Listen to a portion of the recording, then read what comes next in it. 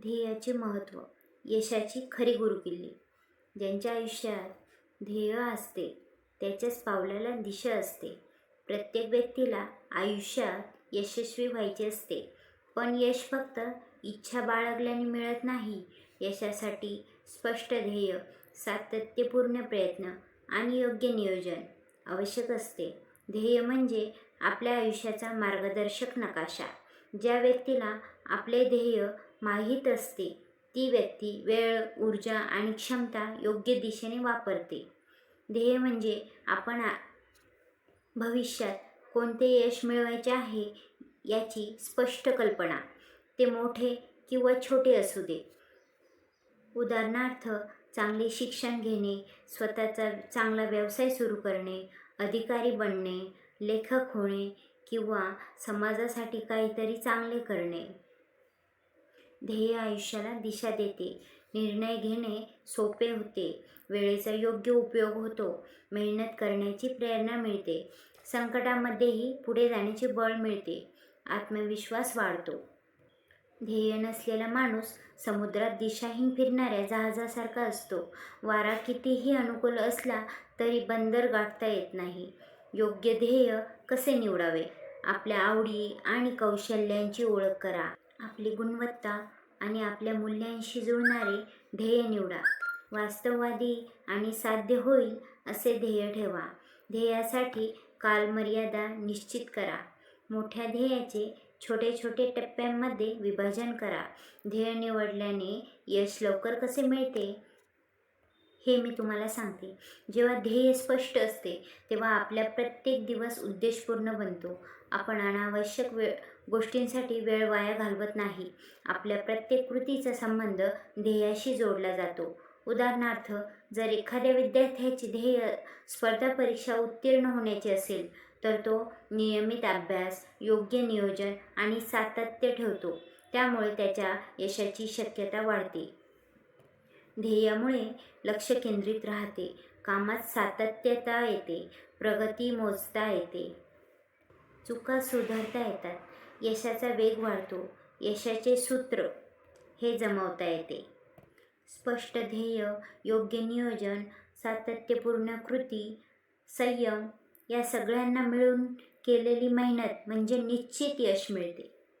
यश ही अचानक घडणारी घटना नाही, तर योग्य ध्येय, कठोर परिश्रम आणि चिकाटी याचा परिणाम आहे. प्रत्येकाने आपल्या जीवनाचे ध्येय निश्चित करून त्यासाठी प्रामाणिकपणे प्रयत्न केले तर यश नक्कीच प्राप्त होते. लक्षात ठेवा, दिशा मिळवा आणि आयुष्यात ध्येय ठरवा. दिशा मिळाली की प्रयत्नांना अर्थ मिळतो आणि अर्थपूर्ण प्रयत्नच यशाची खरे दारे उघडतात. मी आज तुम्हाला यात ध्येय ठरवल्यावर आयुष्याला कशी दिशा मिळते आणि ध्येय निश्चित असेल तर आयुष्याला योग्य मार्ग कसा मिळतो यावर एक गोष्ट सांगते. ध्येय आणि शिस्त यशाचा खरा मार्ग. एका सुंदर हिरव्यागार निसर्गरम्य गावात आर्यन आणि समीर नावाचे दोन जिवलग मित्र राहत होते. त्यांची घरे एकमेकांच्या अगदी शेजारीच होती, ज्यामुळे त्यांचे नाते अधिक घट्ट झाले होते. लहानपणापासूनच दोघांची मैत्री इतकी घट्ट होती की गावकरी त्यांना एक जीव दोन शरीर म्हणायचे. पण त्यांच्या स्वभावात जमीन अस्मानाचा फरक होता, जो हळूहळू दिसून येऊ लागला. आर्यन हा लहानपणापासूनच अत्यंत जिज्ञासू आणि शिस्तप्रिय होता. त्याला प्रत्येक गोष्ट जाणून घ्यायची होती. त्याला एक गोष्ट पक्की पटली होती की आजची मेहनत उद्याचे सुख घेऊन येते. आर्यनचे एकच स्वप्न होते, एक मोठा डॉक्टर बनून गरिबांची सेवा करणे. त्याने आपल्या खोलीच्या भिंतीवर मोठ्या अक्षरात लिहिले होते, माझे ध्येय डॉक्टर होणे. आर्यन रोज सकाळी लवकर उठून आपल्या दिवसाची सुरुवात योगासनाने करायचा. योगासन झाल्यानंतर तो तासनतास एकाग्रतेने अभ्यासात मग्न व्हायचा. त्याला खेळाची खूप आवड होती, पण त्याने खेळण्यासाठी एक ठराविक वेळ निश्चित केली होती. जेव्हा त्याचे इतर मित्र रस्त्यावर गोंधळ घालत असत तेव्हा आर्यन पुस्तकांच्या जगात हरवलेला असायचा. तो मोबाईल आणि टीव्हीचा वापर फक्त माहिती मिळवण्यासाठी करायचा, मनोरंजनासाठी नाही. दुसरीकडे समीर होता, जो दिसायला हुशार होता पण त्याच्याकडे ध्येयाचा पूर्णपणे अभाव होता. समीरसाठी आयुष्य म्हणजे फक्त मजा, मस्ती आणि क्षणिक आनंद शोधणे होते. शाळेतून घरी आल्यावर त्याचे पहिले काम म्हणजे टीव्ही चालू करणे किंवा व्हिडिओ गेम्स खेळणे. समीरला नेहमी वाटायचे की अभ्यास तर नंतर कधीही करता येईल, घाई कशाला. त्याचे वडील विनायक त्याला नेहमी समजावून सांगायचे की वेळ एकदा गेली की परत येत नाही. पण समीर फक्त हसायचा आणि म्हणायचा, बाबा अजून खूप वेळ आहे, उद्यापासून नक्की अभ्यास करीन. पण समीरचा तो उद्या कधीच आला नाही, तो फक्त शब्दातच राहिला. समीरचा संपूर्ण दिवस क्रिकेट खेळण्यात आणि मित्रांसोबत फिरण्यात वाया जायचा. तो सोशल मीडियावर तासोनतास वेळ घालवून आभासी जगातील प्रसिद्धीच्या मागे धावत असे. समीरला वाटायचे की आर्यन खूप कंटाळवाणा आहे, जो फक्त पुस्तकात डोकं घालून बसतो. समीर अनेकदा आर्यनची थट्टा करायचा की पुस्तके तुला आयुष्यभर साथ देतील का. आर्यन या सगळ्याकडे फक्त स्मितहास्य करायचा आणि आपल्या ध्येयाकडे वाटचाल सुरू ठेवायचा. जसजसे ते किशोरवयीन झाले तसतसा अभ्यासातील स्पर्धेचा काळ अधिक कठीण होऊ लागला. 10वी आणि 12वीची परीक्षा जवळ आली तेव्हा आर्यनने रात्रीचा दिवस आणि दिवसाची रात्र केली. तो कधीकधी रात्री 3 वाजेपर्यंत जागा राहून कठीण विषयांचा सराव करायचा. जेव्हा त्याला खूप थकवा यायचा तेव्हा तो भिंतीवरील आपले ध्येय पाहून पुन्हा नवी ऊर्जा मिळवायचा. याउलट समीर अजूनही त्याच आळसाच्या चक्रात अडकलेला होता आणि वेळ वाया घालत होता. समीरला वाटायचे की परीक्षेच्या शेवटच्या महिन्यात वाचून तो सहज पास होईल. त्याने वेळेचे कोणतेही नियोजन केले नव्हते, त्याचे संपूर्ण लक्ष फक्त मनोरंजनावर होते.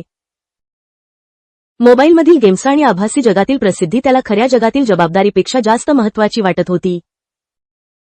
परीक्षेचे दिवस आले, आर्यनने पूर्ण आत्मविश्वासाने आपले सर्व पेपर दिले. समीरला परीक्षेच्या पेपरमध्ये प्रश्नांची उत्तरे आठवत नव्हती आणि तो खूप घाबरला होता. परीक्षेचा शेवटचा पेपर संपवून समीर बाहेर आला, पण त्याच्या चेहऱ्यावर भीती आणि पश्चात्ताप होता. निकाल जाहीर झाला आणि आर्यनने राज्यातून सर्वोच्च गुण मिळवून सर्वांना आश्चर्यचकित केले. संपूर्ण गावात आर्यनच्या यशाची चर्चा सुरू झाली आणि लोक त्याचे अभिनंदन करू लागले. सुमित्रा आणि विनायक यांच्या डोळ्यांतून आनंदाश्रू आले, कारण त्यांच्या मुलाने त्यांचे स्वप्न पूर्ण केले होते. दुसरीकडे समीर केवळ उत्तीर्ण झाला होता आणि त्याचे गुण खूपच कमी होते. समीरला कोणत्याही चांगल्या कॉलेजमध्ये प्रवेश मिळाला नाही, ज्यामुळे तो मानसिकदृष्ट्या खचला. आर्यनला देशातील सर्वोत्तम मेडिकल कॉलेजमध्ये प्रवेश मिळाला आणि त्याने नव्या प्रवासाला सुरुवात केली. समीरने एका साध्या कॉलेजमध्ये प्रवेश घेतला, पण तिथेही त्याने अभ्यासापेक्षा मित्रांनाच जास्त महत्त्व दिले. मेडिकल कॉलेजमधील अभ्यास अत्यंत कठीण होता, पण आर्यनने हार मानली नाही. आर्यन अनेक रात्री न झोपता जागून कठीण शस्त्रक्रियेचे तंत्र अभ्यासायचा.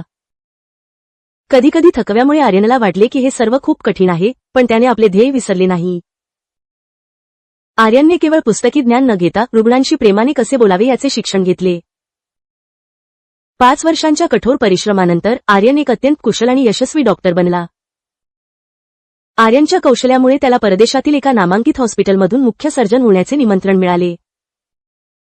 आता आर्यन परदेशात हजारो रुग्णांचे आयुष्य वाचवत होता आणि त्याला जगभरात सन्मान मिळाला.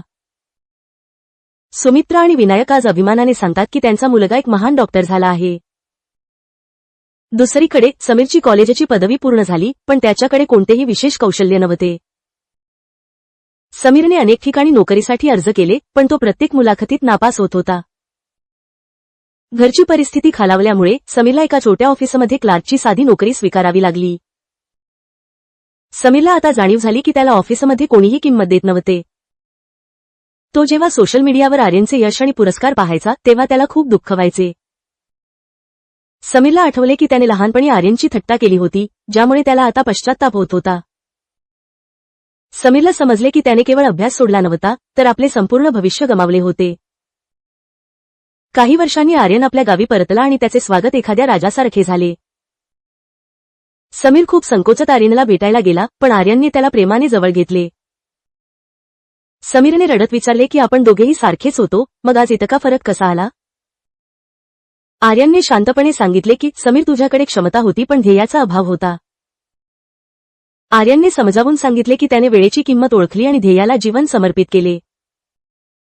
आर्यन म्हणाला, आयुष्य एका बाणासारखे असते, एकदा सुटले की ते परत येत नाही. समीरला आर्यनचे शब्द काळजाला भिडले आणि त्याला स्वतःची चूक पूर्णपणे उमजली.